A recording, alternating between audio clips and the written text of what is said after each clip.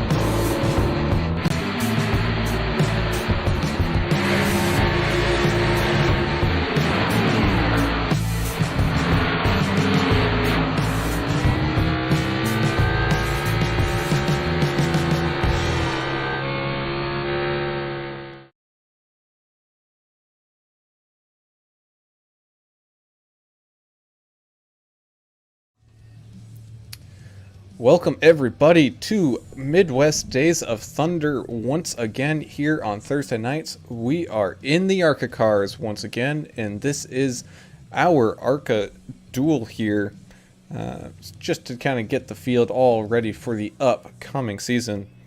I am your host, Alan Brown, and I'm joined in the booth, as always, by Mr. Alan English. How you doing today, man? Great, man. You may see heat racing is on tap tonight. Heat racing is usually reserved for your small Saturday night dirt track, but we're doing heat racing tonight because we're going to take this field, and this is going to determine the feature is going to determine the starting order for the season opener for Arca next Thursday here at Daytona. So, yeah, you're right. It's more or less the duels, but they're doing it a little bit different in Arca, doing this cool heat setup. They're going to split the field in half, run two different races, and then reorder the field in the feature, just kind of make everything fair. And then we'll have, hopefully, 20-plus cars here. The car population isn't quite as high as it was at the end of last season. And a lot of that, Adam, is because so many guys got promoted to Xfinity, right? Yeah, and down on pit road is Mr. Adam Turner with his cooler all stocked up and ready. And just to kind of add to Mr. English's comments there, man, how excited are you for this upcoming season? Well, I mean, it's going to be different, like you were saying. Everybody seems to have moved on.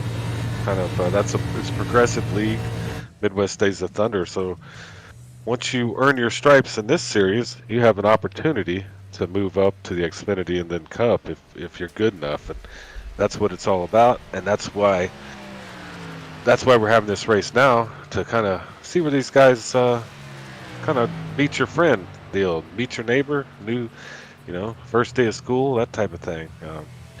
Kind of crazy. I think it's going to be fun. I see a guy named Ricky Bobby in here. I mean, you can't have enough of those, I guess. But I'm looking forward to it. That's for sure.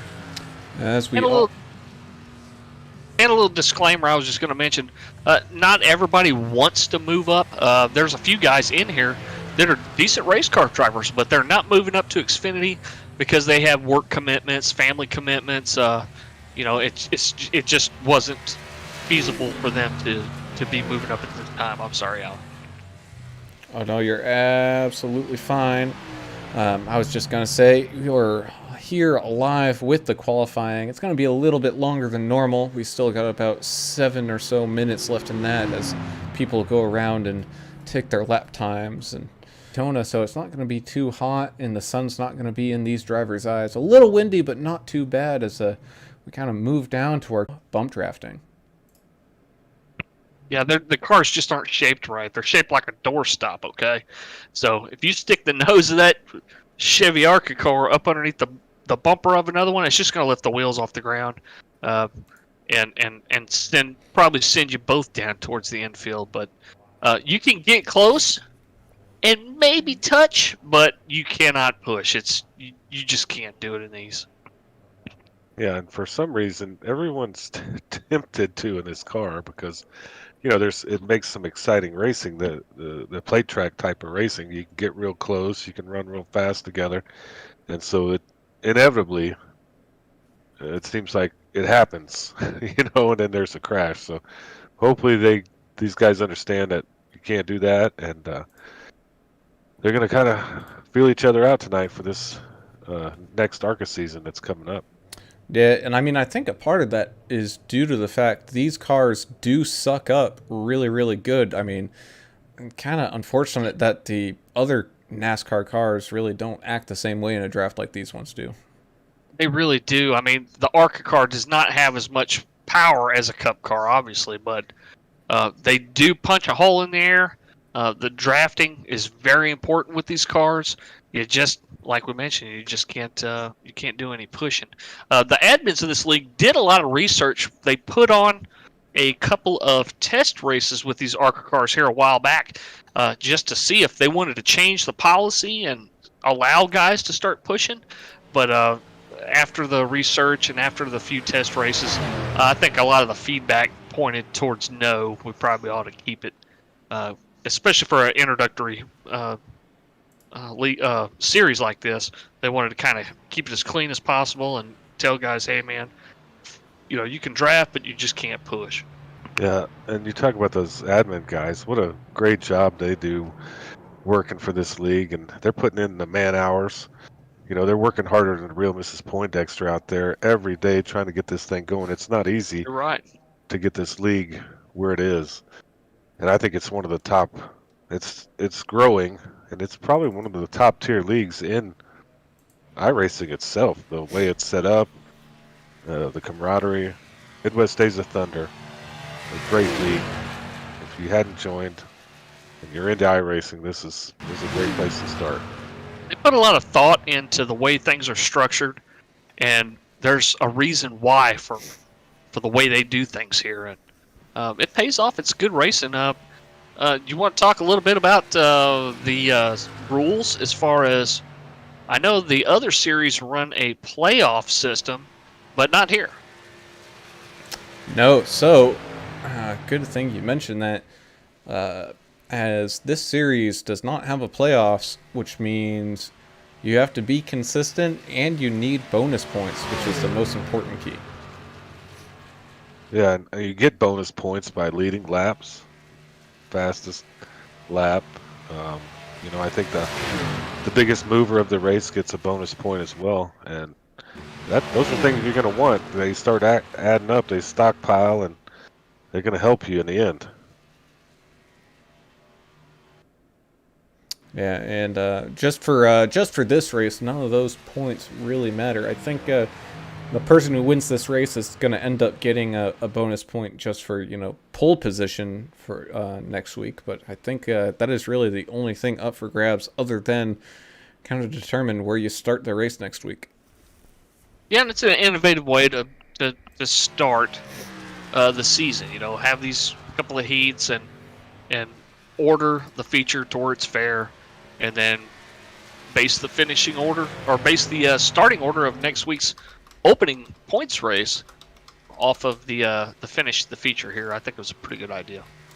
Oh man, it's a great idea. Something totally different that we haven't seen. It kind of threw me for a loop when I heard about it, but it's going to be cool because they're going to get to kind of feel each other out for 10 laps, take a break, let the other guys run, and then they'll all get to run together here and see how it shakes out. You know, they do have 2 fast repairs. They have unlimited tires, and cautions are thrown by iRacing. So it's gonna be interesting to watch.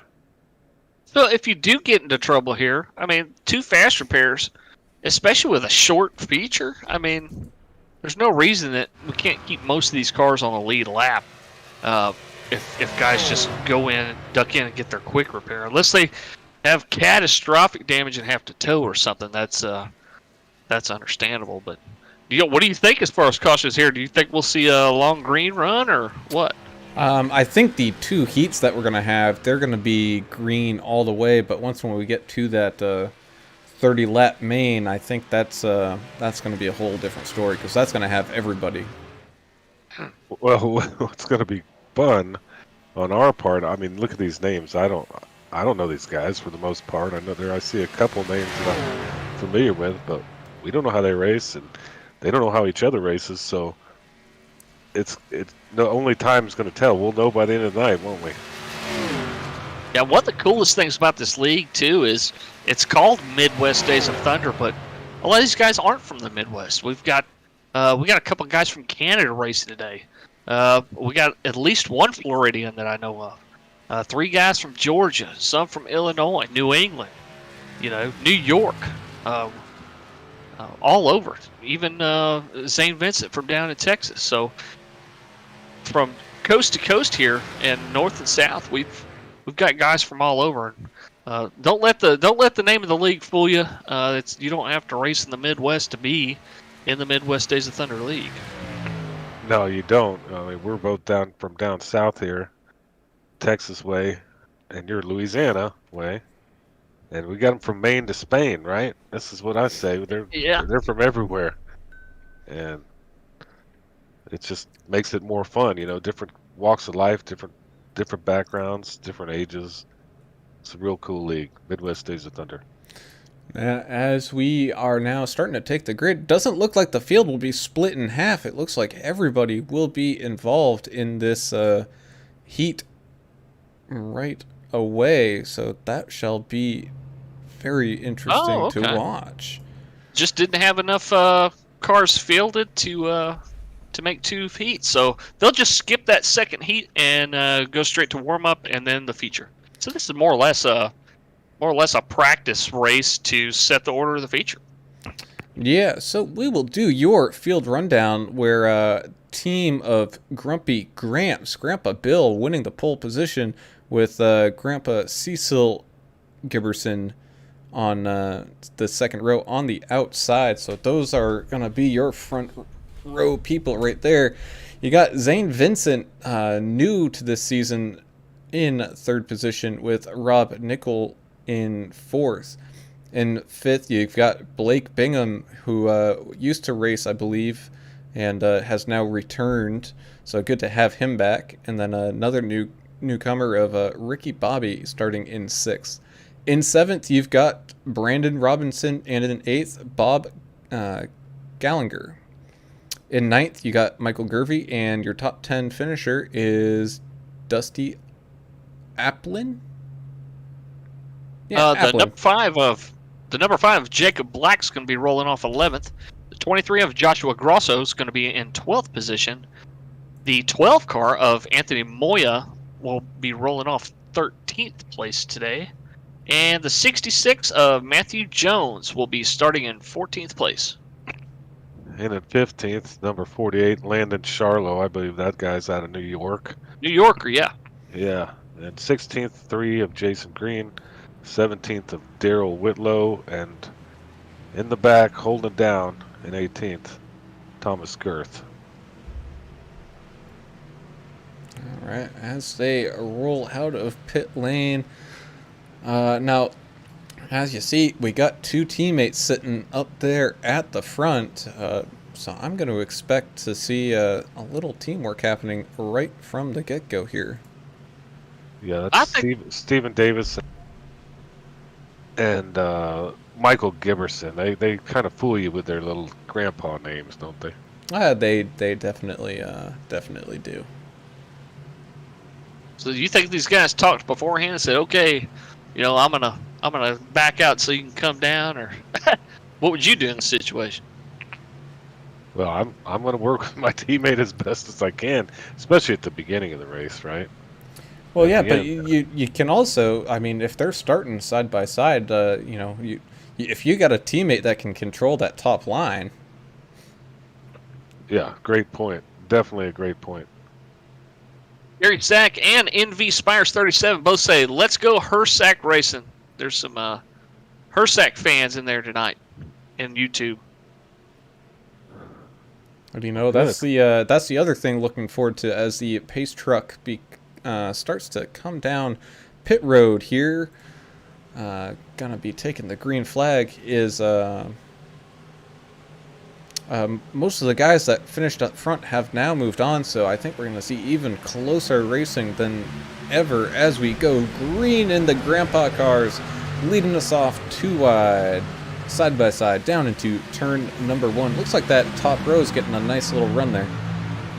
A little help from the 24 right now on that top line. The 9 is kind of falling back a little bit, but it looks like the 44 is going to move up. Bob Gallinger there going to push the 9 some.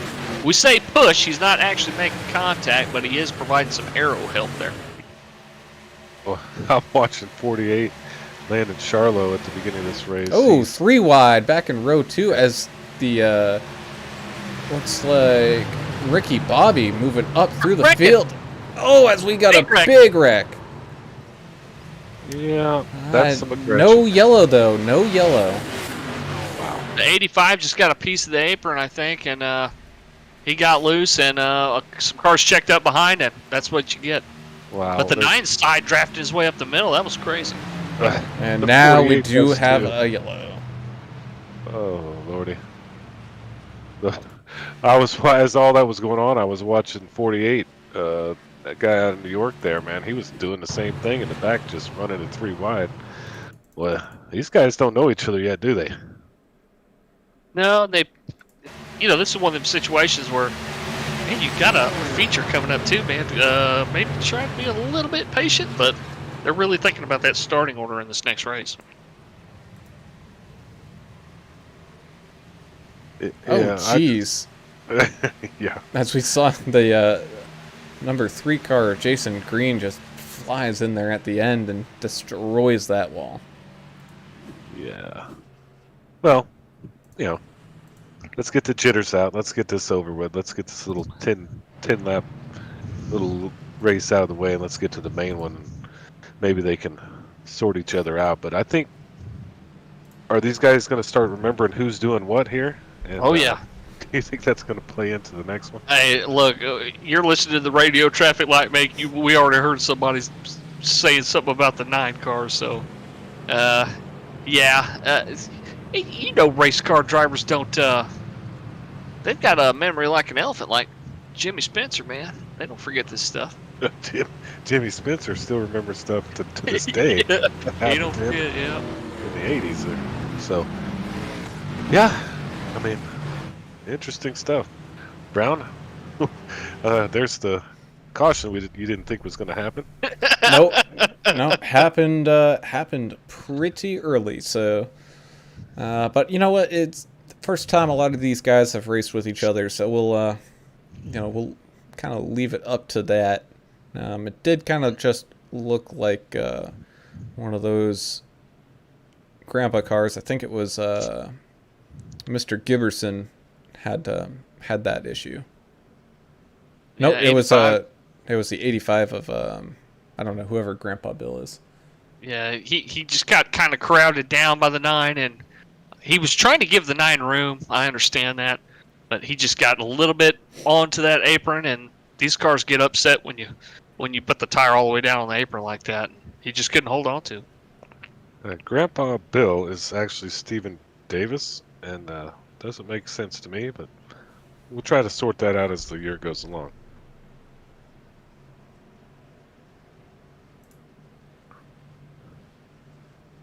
So another thing they do here in Arca, the Arca series, is if you are the cause of a caution, they'll give you an EOL and you restart in the rear. It's not to insult anybody or anything like that. It's just a learning tool that these guys use to try to keep the racing clean and competitive up in the front.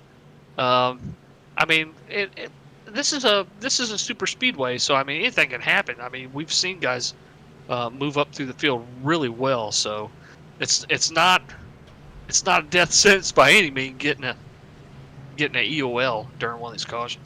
Nah, we've talked about it. In this type of racing, you can go from chump to champ and vice versa in a matter of seconds. Yeah, that's right. Plate racing.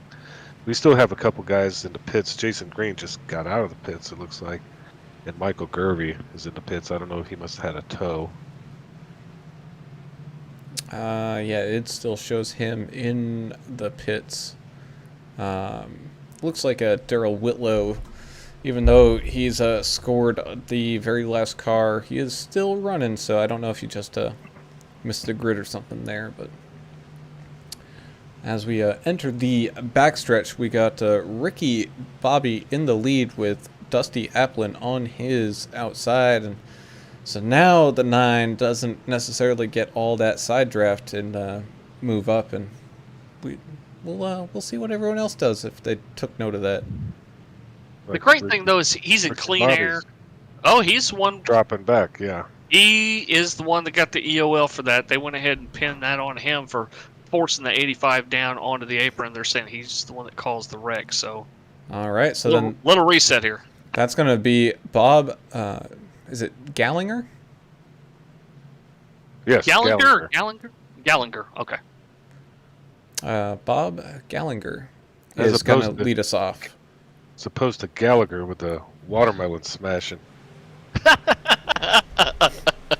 Sorry, Brown. I had to give that in there. And pace truck coming down pit road right now. Green flags waving, and away they go. It looked like Dusty got a pretty good jump off of that one. But side-by-side contact. Whoa!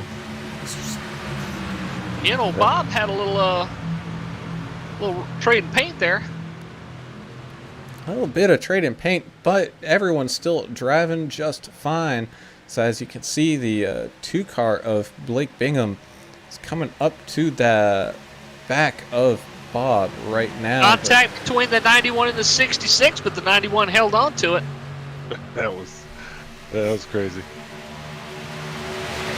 48 looking outside, it didn't work for him. The 24 kind of shut the door on him. Still running too wide with the 17. Side by side they go. We got kind of we'll call it 2.5 lines of racing here, as little staggered out there in the back. Oh! 66 just came down on the 5. Yeah. We're still green here. Still green. And yeah, we saw that on camera a little bit. It, man, that was some heck of some contact, but still got Dusty and Bob up there at the front. Right now, Dusty is holding that lead. You had a couple cars that went down low and maybe crossed into pit road territory to avoid this wreck. I'm sure the admins are going to take a look at that and try to get those black flags cleared if they did get some. Well, yeah. The 48 trying to make a move here, Brown. Yeah, the 48 is currently 3 wide up on that outside lane. He is up 12 spots, fighting for the lead all alone on that far outside line. What an amazing front race for the lead. Oh, as the 8 gets turned. The hood's up on the 24. And we're still racing. Well, wow, we're still green. Well, we have 3 laps in this. Let's get this one over with and let's get to the main one. And so now you've just got Blake Bingham, Bob Gallinger, Zane Vincent, got one of the grandpa cars of Mr. Michael Giberson. You know, that's kind of your leaders, but you also got Landon Charlo, that 48, sitting there in 5th, not too far back. Yeah, well, I've been watching this guy. For some reason, I'm fixated on him with the 48 car, Landon Charlo. And I don't think I've seen an driver this aggressive in the first race in one of these ever. This guy's making moves that I don't think many people would make. And I think he's going to do another one right here. How about Blake Bingham up here with the 44 of Bob? So you got cars that are 2 abreast here, 2 deep. And the 48, as you mentioned, being aggressive, trying to find a hole here, trying to make his way through as he's looking towards the middle here. Looks like he found his hole as he starts to work his way through the middle, deciding, no, I'm not going to do that. I'm going to go work myself up high again as that bottom line gets a little squiggly. Yeah, Yeah, 44 needs to be careful using that apron. Look what happened to the 85 earlier. But the 2's putting the pressure on him. I think Giberson's also trying to see. He's driving with his rear views. He sees how aggressive this 48 car is and kind of shutting him down. It looks like that 48 trying to make that move on that outside. 3 wide they go down that back straightaway. Aero's such a big deal with these cars, but if he can side draft correctly, he may be able to make the outside work. Yeah, it looks like he ran out of momentum there. Yeah, it kind of looked like Mike Giberson gave him kind of a little bit of a Aero parachute kind of side bump there and sent him backwards just a little bit. But here we go, white flag in this heat. We got Bob Gallagher currently in first, but don't look now. You got one of those grandpa cars sitting right there on his outside with the 48 helping to push him. So we'll see as this thing enters turns 3 and 4 as they go 3 wide down that back straightaway. Oh, big contact again. 48 to 32. Yeah, but this is the final lap, so those guys are going to have to just drive it out and figure it out for themselves, because right now we got a 2-car race between Blake Bingham and the 44 of Bob Gallagher. Side by side they go through 3 and 4. You've got Zane Vincent kind of sitting there in the background looking, maybe getting a late run. Not quite. Side by side across the line, it's going to be the 44 of Bob Gallagher just beating out Blake Bingham.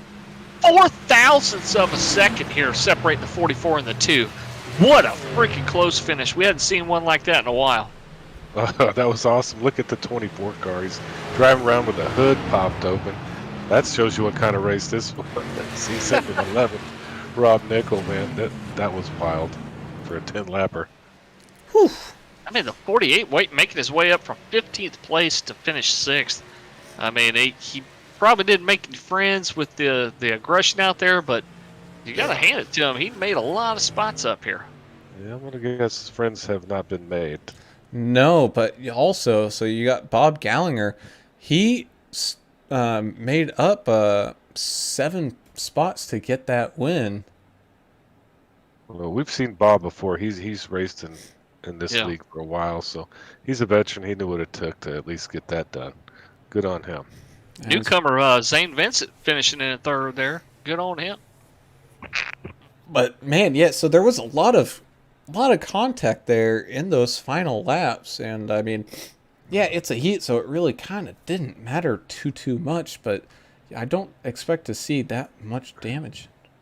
Well, I'm going to tell you something. This Landon Charlo guy, he's in No Toads Motorsports. I think we're going to see some interesting things with this guy this year. Just my personal opinion.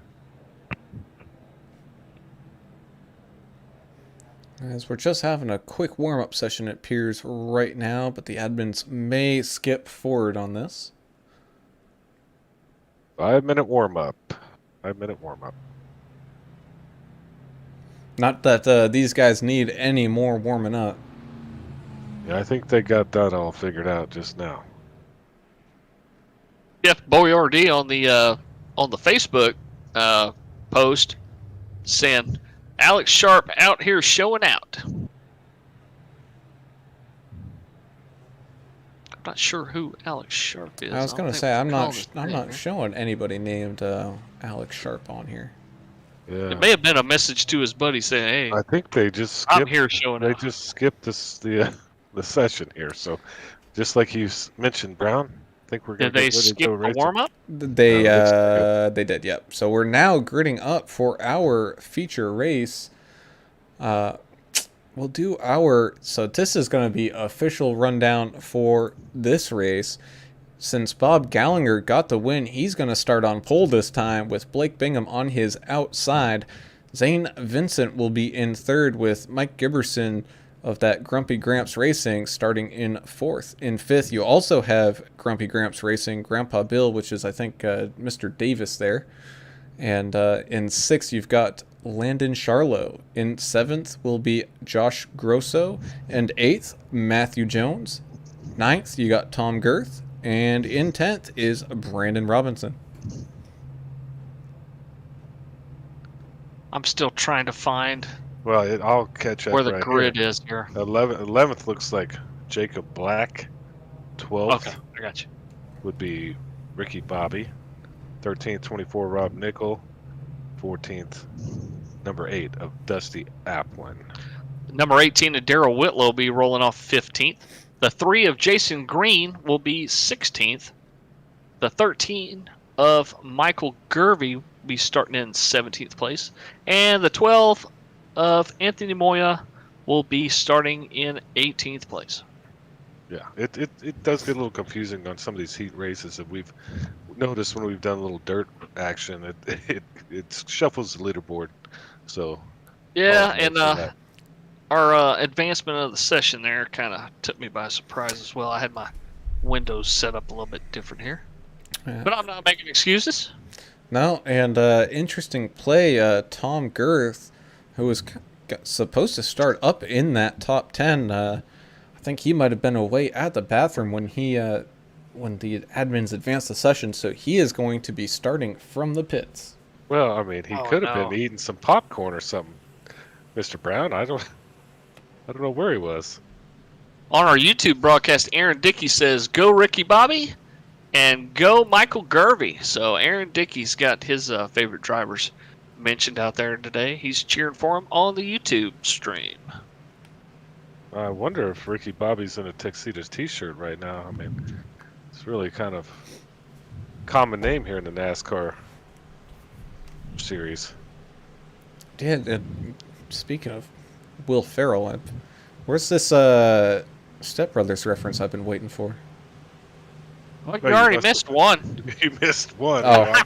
I'm already in the Beat Laboratory taking care of business. All right, Pace well, truck's off. Pace truck's coming down, so that means Bob Gallagher taking us to this green flag in this 30-lap feature race. He's going to get a okay start, but looks like the 2 of Blake Bingham's going to get an even better one as he just completely jumps over and leapfrogs for that position. Look at the 48 here, Mr. Excitement. Landon Charlo trying to stick that nose in there again and make it 3 wide early in the race. That, A little too early for that. it looks like the 66 of Matthew Jones into the wall just a little bit. But, you know, it looks like that top line's getting a much better run this time around as Bob and Mike Giberson kind of work together there. But now the 48's starting to peek inside, making it almost 3 wide again. And the little bit of damage the 66 probably got from scraping the wall isn't going to matter that much because these cars draft that well. Yeah, I don't really want to make it about the 48, the whole thing, but this guy's driving is a little interesting, to say the least. Oh, as that top line bobbles and bobbles, it looks like the 44 is struggling. I don't know if he's getting super loose or something, but he was going kind of up and down on that. Yeah, Bob Gallagher, he tucked back in. Let's see what he's got here. 32 giving the 44 a little shove here. Got to be careful doing that, though. You may end up wrecking the fields. The 66 is dragging the wall, comes down into the 9. Oh, no! Big wreck behind him. We're staying green, folks. Staying green and staying green. And the caution's down. Because I think Mr. Girth came around and there was still some crashes going on. And that indicated to iRacing we needed to throw one. But Bob Gallagher just keeping that run in front of Blake Bingham, so he will start. It's kind of like we're just going to have a complete reset from when we started this race in the first place. Yeah, that's right. These guys are waiting for the pace car to come around here because it's all about timing here whenever the pace vehicle decides to come out. Sometimes you got to catch it, and sometimes you got to wait up for it, and they're having to wait up for it this time. Yeah, I think Ricky Bobby just had to have Tom Cruise come help him because he towed that car. That thing's toast.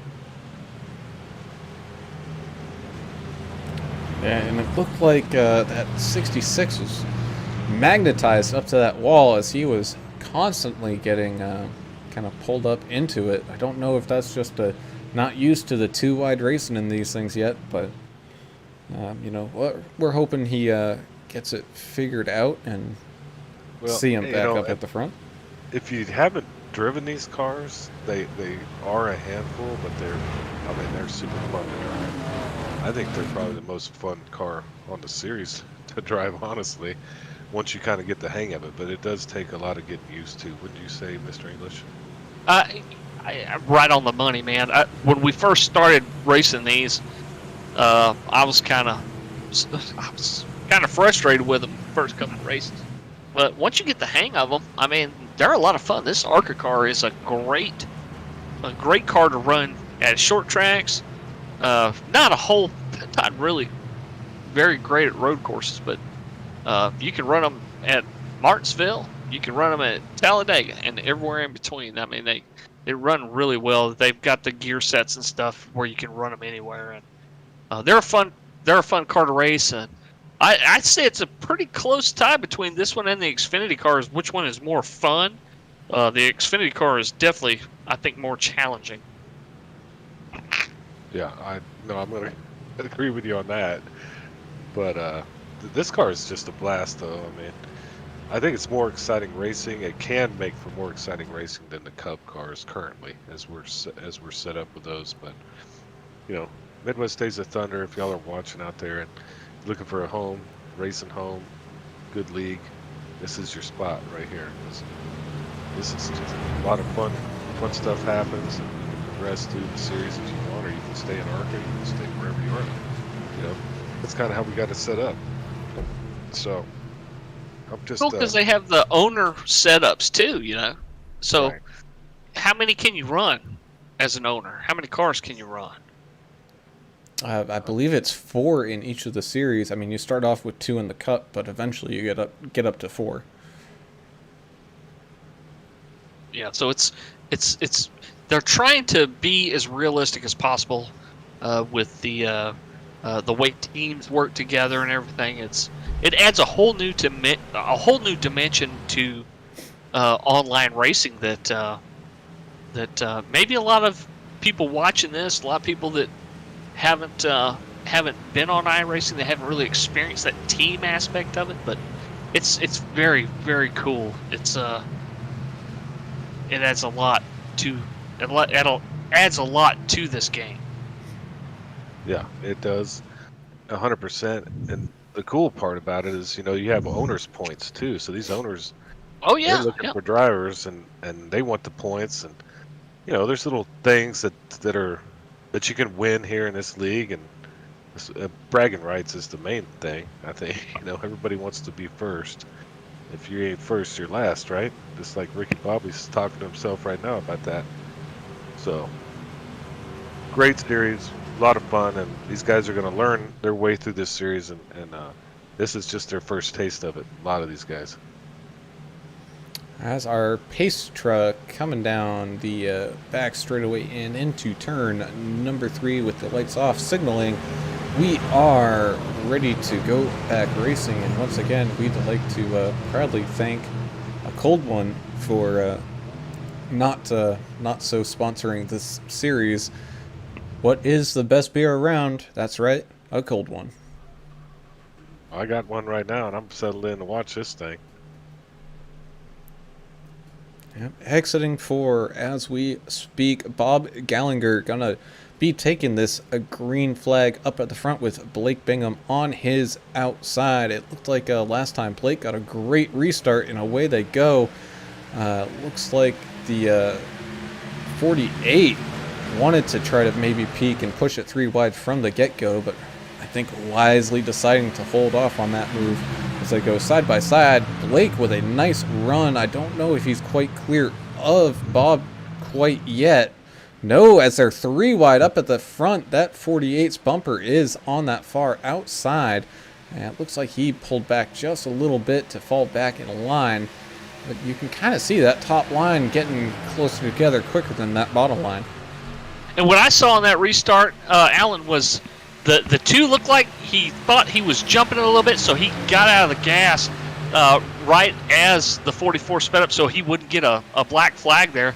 And the 48 kind of went at the same time the 2 did the first time, so he kind of got held up a little bit there. Oh, the 66 all over the place. Once again, tapping that wall, but we are still green flags. I don't think anybody got involved in that one, but got the 48 and the 44 going really close together, too wide. Yeah, Blake Bingham just took the lead there, and we'll see if anybody's going to become 48's friend. It looks like maybe so right now.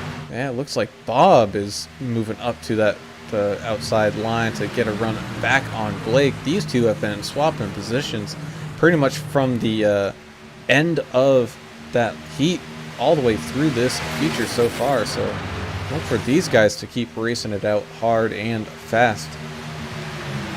A little bit longer race too with the feature. It's not just 10 laps like the heat was. It's 30 full laps here, so it's a pretty good length race. So these guys will have to be patient to a certain extent. And so 44 finally clears the 2, so he's going to jump back down to that inside line. And the 48 still, man, he's getting the help in front of him as they go 3 wide for the lead. 44 just couldn't make up his mind which lane he wanted to be in. He was trying to block both. And so now he's actually going to be stuck there in the middle as they go 3 wide. Doing okay, holding their lines so far, but here comes a lap car. But there is no yellow. Oh man, and the 9 just plowed the 44. I cannot believe that's not a caution. He's rolling onto the track. I'm sorry, but you're going to run it 3 wide on lap 9. That's just not a smart move by however it happened. Not good, not smart at this point in the race. I saw the 44 and the 17 kind of get together. I don't know who was really at fault there, but we're still under green, and there's a tight battle for first here. Tight battle for first. You got 5 cars: Blake Bingham, Landon Charlo, Mr. Michael Giberson, Brandon Robinson, and Josh Grosso, all right there. But there's a little, I don't even want to call them chase pack. There's some cars back there that are just maybe hanging on, looking to crawl their way back up. Yeah, and I think they will, and I don't want to put any blame on anyone. I don't think Bob Gallagher meant for that to go 3 wide. I think he got hung out to dry, and the shuffle started. So, yeah, it's stuff happens here. Yeah, he looked like he was trying to keep it straight, but he had people above him and below him, and hey man, crap happens in a tight pack like that, especially when you're 3 wide. And so you got Landon Charlo and Blake Bingham going side by side. Looks like Landon getting just a little bit of that run. He's been using that side draft quite well tonight, but that bottom row has gotten a little bit more of a run coming down through this tri-oval. So it's all about who has the help here. Who has the help pushing behind them. And right now, both lines look about dead even in car count. So even more than that, who's going to hold their line the best? Well, I can tell you one thing. If Michael Giberson and Stephen Davis, they were going to work together. And you can tell by looking at their cars. And Envy Spires 37 on YouTube. This is probably directed at you, Adam. He says he put his something on your drum set. Not really sure what that's in reference to, but he also says that, yes, MDOT is awesome, and Drake Groves also saying, let's go, boys. He's enjoying the race tonight. Okay, that's awesome to hear. Cop starts at 4. So you got Blake Bingham up there at the front with some help from those Grumpy Gramps Racing sitting right behind him. Oh, as it looks like the 23 gets bounced up into that wall. Kind of a self-inflicted wound there, but it looks like he's able to hang on to that draft and catch back up. That inside road now has more cars, but it hasn't seemed to help them too much, as those 3 cars on the outside line, you know, of the Landon Charlo, Josh Grosso, and Brandon Robinson, they're able to hang on up there. Don't want to forget about our Facebook folks. Also, John J. Timms is also saying, let's go. He's excited for tonight's race, too, cheering on some folks. Yeah, John J., I think he's an Xfinity driver. Man, now they're kind of sorting it out. Lap 13, they're pretty solid racing here front back now that we haven't gone 3 wide, so. we'll kind of see how it progresses here in the next few laps if anybody starts getting crazy. Yeah, I mean, far, they still have 18 laps to go, so I don't think people are going to be making too much of a move here until about 10 laps. But again, you never know. You've got a couple cars that we know are teammates, and there's probably some other teammates up here in this front group working together. Keep your eye on that 97 of Brandon Robinson. He's so far I think he's our hard charger, big mover of the day. He's up 7 spots to that 3rd position right now.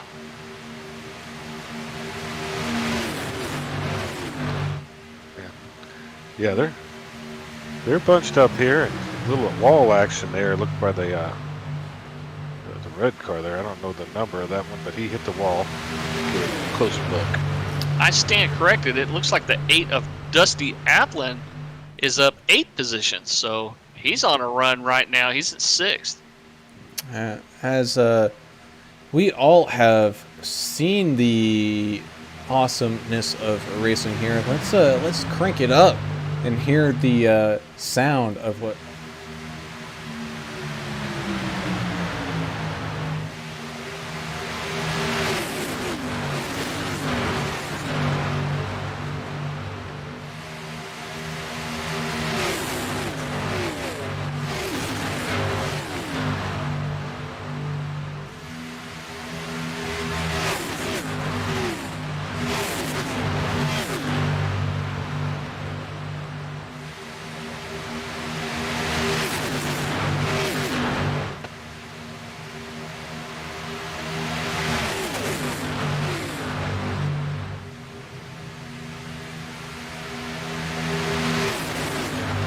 When you're going back, Brown. So I need a break. Saw a little too wide action there as excuse me, not too wide, 3 wide. They've been 2 wide for pretty much this entire thing, but not too much movement there. It looks like that outside line has kind of fallen back a little bit. I mean, we did see Landon kind of even, but now he's more kind of even with the 2nd position car. But now they're getting it back going. Yeah, every time they go down the backstretch, that outside line looks like they're making up some ground as the 2 side drafts a little bit on the 48, trying to kill some of that momentum. Side by side they go. The 48 is clear, maybe trying to work his way down, but that bottom row just getting that bit of a run. And Blake is able to kind of keep that position. Yeah, and Alan, if you're Blake, you're not letting this guy come down in front of you, are you? No, I'm not. Definitely not gonna. I mean, if he forces his way down, yeah, I'll check up, but you know, just to avoid a wreck. But we're 3 wide back there as cars get a little out of line, and the 2 gets turned by the 32. Leader. And we're still under green flag. There was just not any cars behind this accident. Well, and now there might be, as the 2 stuck on the track. He took someone out on that one. No fault of his. So now you got Landon Charlo, Brandon Robinson, and Dusty Applin. They're all up there fighting for 3rd as they're going to try to maybe go 3 wide here. Yeah, I don't think we have a friend amongst these 3. Let's see how it shakes out. Yeah, the 8 car looked like he was trying to make it. He's trying to stick it up underneath there on the low line before that accident happened. Now look at him on the outside here. Yeah, now you got the 48 who got shuffled back into 3rd, tried to maybe do a little side draft action and work his way up back towards the front, but you can see behind him you got another pack of 4 more cars all coming in, and they're coming in pretty quickly. Yeah, don't count out Giberson and Davis up here. And they've got some help, and they've got a huge run. What those 3 were doing is what my dad used to call grab assing. It wasn't. They should have lined up and rode together, made friends. And now look at them; they're about to get run over. Yeah, but you're also coming up on a lap car here. Interesting to see what he's going to do. He's going to stay high, and so it's going to be 3 wide with this lap car. And lap car's up into the wall, but they managed to get clear of it. Yeah, good job by the 12. staying up there. Anthony Moya recognized that the leaders were coming and sacrificed a little bit of his right side paint probably, but he stayed out of the way. Good job, man. That's sportsmanship, and that'll be remembered by the guys for sure. As you can see, the Grumpy Gramps Racing team up there on that top line now all together rather than that bottom line, maybe trying to push that 48 back up to that lead. But right now you got the 97 of Brandon Robinson sitting there on that inside line. And it's organization, man. That's the key here. Which line can get more organized and get the most cars in the smallest spot possible? And it looks like the inside line's pretty much got the advantage right now. As of right now, but we did also have seen, these cars do draft extremely well, especially with the side draft. So don't leave out that 17 car there of Zane Vincent. I mean, he could quite easily, if a gap opens up right there in the middle, shoot his way all the way to the front with no help at all. Yeah, and then the Team Grandpa and the City Chevrolets, I think they're going to have a plan. We watched them race a couple of races, I believe, in the last season, and they seem to work very well together.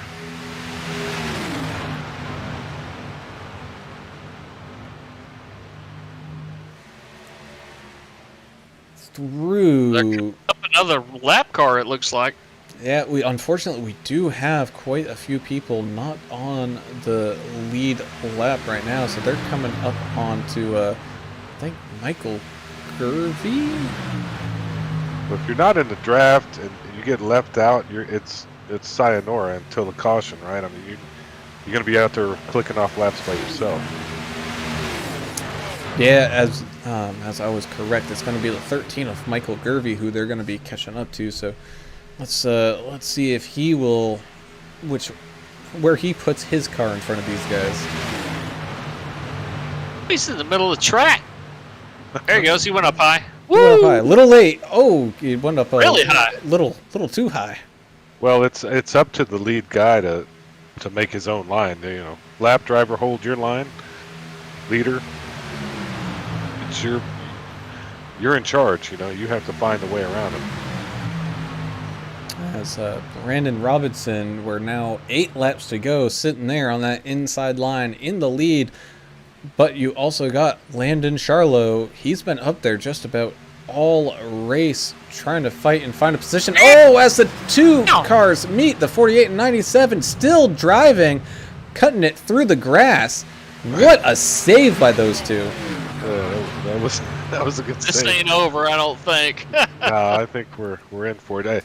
You're a bookie, Brown. I mean, you do a lot of horse betting. What are you thinking? We're gonna have a caution here or not?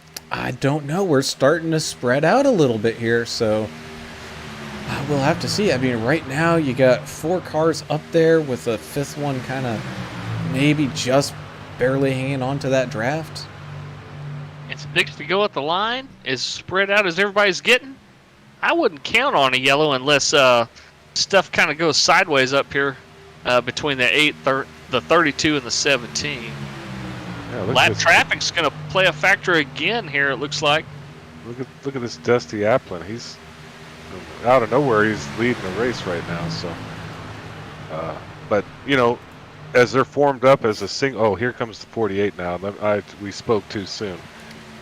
Yeah, that 48 was able to hold some speed when he went on that adventure on that little infield there on that back straightaway. So he's going to be putting his name back into the mix quite quickly here. I mean, you can just see the power of the draft. He did all of that with no help. It looked like he kicked a turbocharger in there from my perspective. I thought I heard him on the radio say slingshot engage as he came around the outside of them cars like they were standing still. Well, you may have. Either that or his wife told him on the radio, Dane Cook, 20 minutes, let's go. So he had to find some extra speed there as he's got the 23 coming up to help him maybe here. Yeah, 23, not exactly falling in line. So it's also interesting to note like how drivers are kind of driving in this as a 17 falls way back. Like I know they were kind of warned in the drivers' meeting of we don't pump draft here, but that doesn't mean you can't get as close as you can. Well, and you mentioned 23, Joshua Grasso. Well, he happens to be a teammate of Landon Charlo, the 48 car, so that's how that's going to shake out. Oh, okay, all right. Here comes the 97. He's got a huge run on the 23. It looks like he's going to play nice and stay behind, though. As a 23 checks up big time as our lead pack of 6 cars is starting to catch up to some more lap traffic here. Now you got the 66 of Matthew Jones. He's kind of riding in low, middle of the track. Let's see if he goes high for the leaders as they try to get around him here. Oh, as the 48 gets turned, but he saves it. Holy cow. It was 90 degrees. I don't know how he saved it. Man. I don't see how he saved that. I don't either. Oh, man. That's unbelievable. That is ridiculous. As now we got Dusty Applin and Michael Giberson.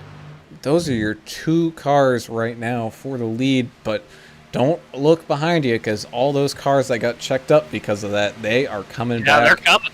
And they're coming back fast as we've got 3 laps to go across that line. Look at the 17. Look at the ground he's making up second by second. Zane Venton looking to the outside of the 23 maybe here. He just ran out of momentum when he got there, though. But he's back in the lead draft. This is pretty... I'm going to say it's pretty Oh! wild. No, as Dusty gets loose. I don't know if there was a little bit of a bump there on accident. But 3 wide. Oh, no, the 32 getting turned. Favor to the 32. Oh, and he gets up into the 17 and the 66 are wrecking. So How the is this 48 still going? managing to get through all of that is still in the has stolen the lead back, but the 97, who those 2 had an incident earlier on just a few laps ago, those 2 now are back up there at the front with the 23 of Josh Grosso, but the 48 going super low all the way back up the track and hitting the 97. He pinched him down. Somebody's gonna remember that. Bro, cars were just destroyed, and there was no yellow flag. It blows my mind that cars continue to come up from behind and hit these other cars, and no flag is thrown. iRacing probably needs to kind of look at some of this. Yeah, but the 23 of Josh Grosso right now is driving away a bit from the 48. I don't know if that damage is an issue, but oh wow, who was that getting a little sideways up there right in front of the leaders? Look at this secondary pack, starting in 5th, 6th place here. Oh, the 5, the 24, the 12. White flag waved as I think we were about to have a caution. I didn't see who was there. I think that was Blake Bingham. Kind of wrecked on that start-finish line, but don't look now, Josh. You got Landon right on your bumper.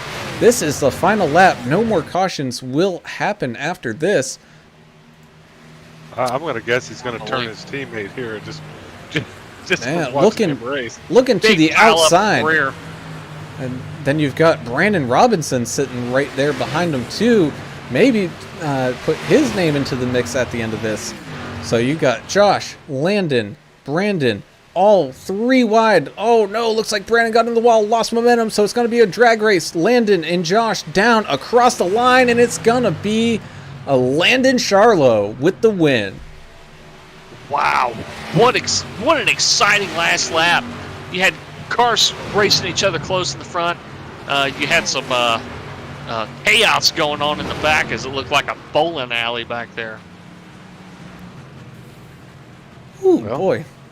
This one doesn't count for real, but so that's we're gonna learn about it next week, won't we? Gary Stack just posted, he said, I'm glad I'm not racing in that race tonight. I'm glad I moved up to Xfinity after seeing the carnage there tonight. Yeah, but I wouldn't put it on every one of these guys. I mean, they're new to each other. They're new to the league. They don't know, how each other races. So it's it was kind of a feel out. Let's meet the teacher night, right, Brown? That it was, and the person, I guess, who is now the teacher's pet, you could say, 48, Landon Charlo, fighting through all of that. And was it necessarily all clean racing? No, but it was still good plate racing nonetheless. Yeah, plate racing is plate racing. So we'll start with our third place finisher, the 97 of Brandon Robinson. We'll bring him up for an interview. Hey, Brandon, got a copy? Yes, sir. How you doing? I'm doing good, sir. Man, that race you had one caution, maybe should have had a couple more, but you found yourself there right in the thick of it, coming down towards the end and just getting a little unfortunate there, but still finishing P3. So you're gonna start next week in P3. How much are you looking forward to this upcoming season? Well, I'm looking forward to it. And for everybody watching that doesn't know, that's No Toad Racing finishing 1 through 3 here. So Yes, sir. podiums across the board for No Toad Racing. Gonna have to work with my teammate in that 48 car. Felt like he did me a little bit dirty there a couple times. Nothing intentional, but we gotta learn to race a little bit better side by side than that. But it feels good.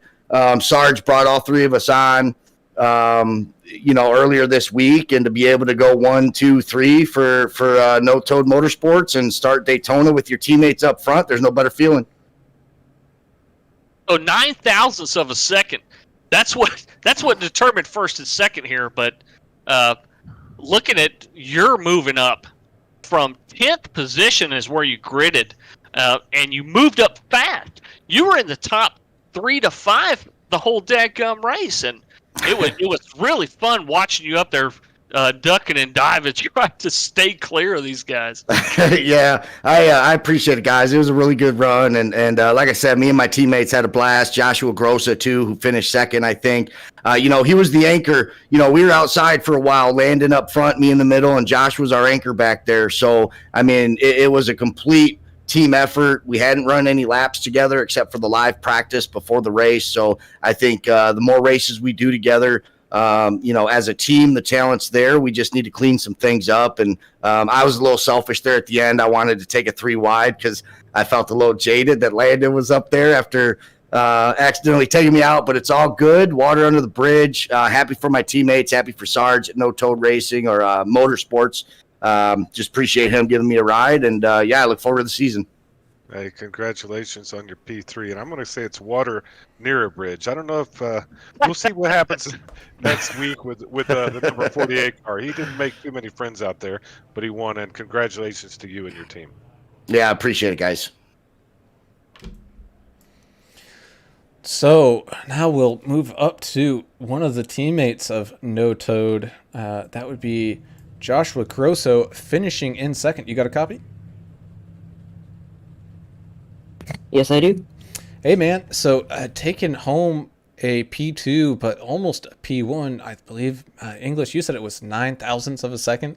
Yes, sir. 9,000ths. Man, talk about that coming to the end. I mean, you did a pretty good job kind of hanging in the middle and then being up front when it counted. What do you expect to see in this upcoming season? Sorry.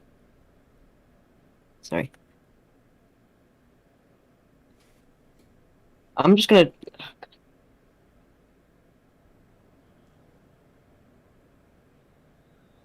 Like we lost the man. Oh no! It looks Technical difficulties. like with Yes, No sir. Toad, had some. No Toad Motorsports. That's all right. So if he comes back, we will Yeah, be we'll sure get to get a hold of him. So we'll pull up Mr. Landon Charlo, our race winner today. He's going to be starting pole position there for the race next week, man. Landon, congratulations! But that was some crazy driving. It was interesting for sure. Might have got a little bit loose, and they told me, don't stop it, just send it. So I sent it. Hey, let me ask you this. It says you're from New York. What part of New York are you from? I am from upstate. Y'all like to fight, don't you? Because all I saw you doing was pushing that car 3 wide the whole race. You drove it like you stole it. That's what I was my dad told me to do, so that's what I did. Yeah, you were Right. definitely a man on a mission, and it was a lot of fun to watch this race. So close. We were mentioning a minute ago, it was 9 thousandths of a second was the interval between you and your teammate Josh. So no toad racing, finishing 1, 2, 3. You got to make. I'm sure Gary Sargent, the team owner, I'm sure he's pretty happy that he got you guys together because you seem to work really well out there. We were working pretty good until I just sent it a little too hard and got loose. Yeah, and your teammate didn't hold it against you. He said it was water under the bridge, but as Adam Turner mentioned, it might be water running near a bridge. But I think Yeah, you guys yeah. make up. Yeah, no, congratulations, and we'll see what happens throughout this whole season. Good luck to y'all. Thank you. Good luck to you too. All right, so that's going to do it for our race today. I believe, he has unfortunately I don't think not Josh came back. quite I was yet. going to see if we could pull him up, but I no longer see him. Yeah, that's think usually it what left. happens around a Yahtzee time. I mean, things happen. Crazy. But Wild good race, race. good racing to Josh. I mean, he did a heck of a job, and to make it that close at the end. Yeah. You know, I'm just glad this Gary Sargent doesn't have to pay for sheet metal because they pretty much spin it all on themselves there at the end. well, Gary's got to be proud of how these guys work together, and like Brandon was saying, the 23 of Josh was the anchor of this team. So as they moved up through the field there and stuck together. So congrats to Joshua as well. So we will do your official kind of starting grid, you could say, for next week's race, but it's also what this race finished up as. So Landon Charlo picking up the win with some hectic, crazy driving there with his teammates of Josh Grosso and Brandon Robinson finishing right behind him. Then you got Jacob Black in fourth with Grandpa Bill, Mr. Davis, finishing in fifth. Darrell Whitlow having a somewhat okay night there, finishing 9 spots up in sixth. Then you got Michael Giberson, the other Grumpy Grandpa Racing, in seventh. In eighth, unfortunate kind of end there for Blake Bingham. He was fighting for that lead there, and he was up there as well at the end of heat number 1, but he's finishing in eighth. In ninth, you got Anthony Moya, who had a pretty okay day. And rounding out your top 10 will be Rob Nickel. So Zane Vincent will finish right behind him. You got Bob Gallagher in 13th, Thomas Girth finishing 14th, and Matthew Jones in 15th. Yeah, you got Michael Gervey, 13 car, Ricky Bobby, the 9 car, 17th, and Jason Green, number 3 car. He's 17 laps down. He had a rough night in 18th place. Yeah, so until next week, that's it for the Arca series. Be sure to tune in tomorrow as the Midwest Days of Thunder Cup Series heads to Texas. We'll be live at the same time as we were today with that tomorrow. But tomorrow is another day, and today we are out of here. So I'm Alan Brown, and for Alan English and Adam Turner, we're signing off. We gone.